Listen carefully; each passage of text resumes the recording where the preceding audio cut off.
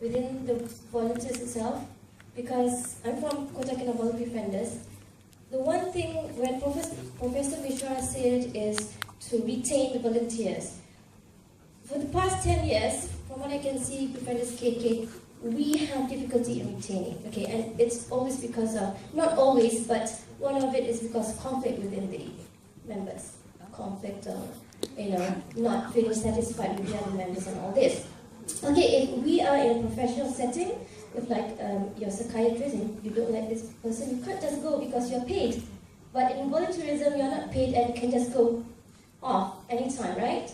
So, even though the volunteer is someone senior, but when they don't have this, good feeling when they work together, they will just go. So we have problem in retaining these volunteers. So, what can we do, or do you have any suggestion, feedback, or organization, or team building, or anything that you have this we have had volunteers who have been with us right from the day of when we have started. For 31 years, we have had volunteers. We have volunteers who have lasted only for 2 years. Okay, so the first step in retaining volunteers is in your selection. Because you are wanting volunteers, sometimes we take people who are not really committed. So, and you invest a lot of your training in that. For example, in Sneha, every year when we advertise for the volunteers, we have about 200-250 applications. But after our selection, it comes down to 9 or 10.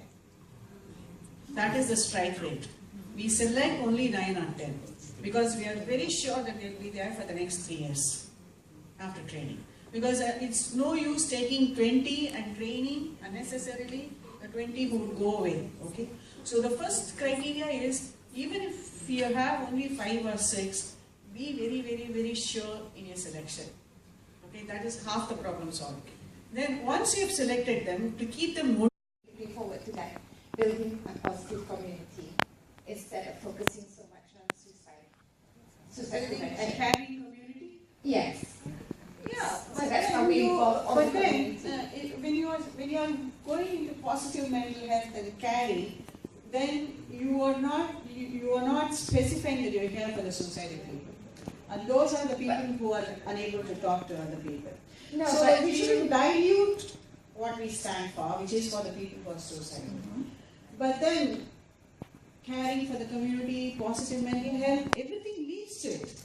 Yes. But the ultimate thing is yes, but instead of exactly wording it so much on suicide prevention, could we just make it into, say, like... Who else is there who says suicide prevention? No, I mean, usually we are focused. There is nobody. Oh. So you have a unique stance. Why do you want to leave it? Because I want to build a more positive community. No, when less people are thinking about suicide. I think it's wonderful.